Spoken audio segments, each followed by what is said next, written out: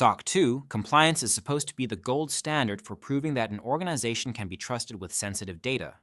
But does it actually make a company more secure, or is it just another checkbox exercise to land enterprise contracts? Some argue that SOC 2 is more about demonstrating compliance than achieving real security.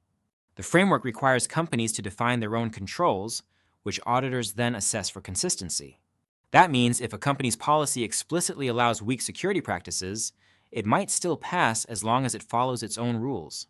Others point out that SOC 2 at least forces companies to document processes and think critically about security, which is better than nothing. One of the biggest criticisms of SOC 2 is that it's a point-in-time assessment. By the time an auditor issues the report, the security posture of the company may have already changed.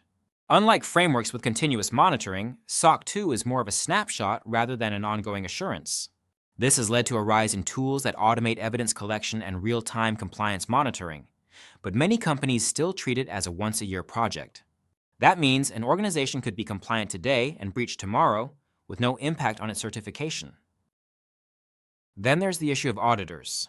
Unlike some compliance frameworks with strict accreditation requirements, SOC 2 audits can be performed by any CPA firm licensed to conduct them. This creates variability in audit rigor. Some firms might be more lenient than others. It also leads to situations where businesses shop around for an auditor who will give them an easier path to compliance. Some security professionals see this as a weakness, arguing that the effectiveness of SOC 2 depends too much on who is conducting the audit. Another hot debate is whether SOC 2 compliance actually improves security culture. Some companies treat it as a checkbox exercise, doing the bare minimum to get the report, while others use it as a framework to build better security practices.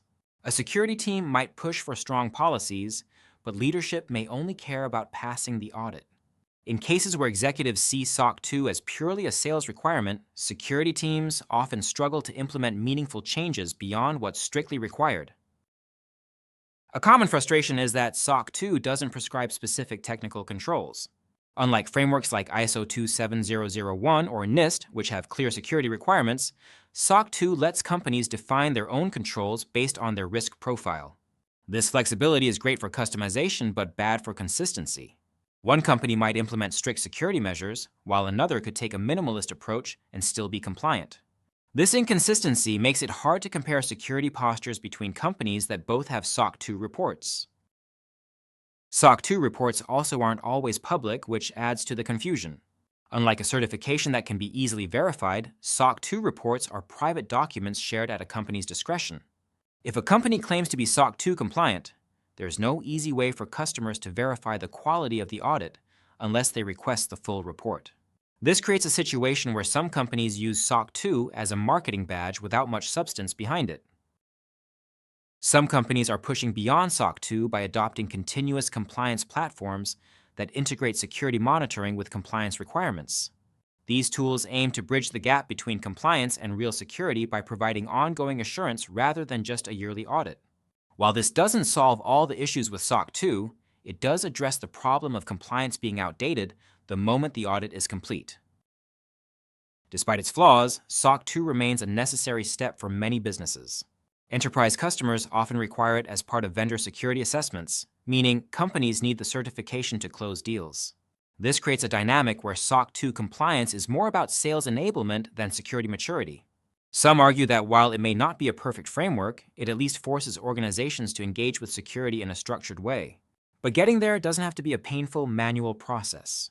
Platforms like Centraleyes help businesses streamline compliance by automating evidence collection, continuous monitoring, and risk management, bridging the gap between compliance and real security. Instead of treating SOC 2 as just another hurdle, companies can use it as an opportunity to build a stronger security foundation without drowning in paperwork.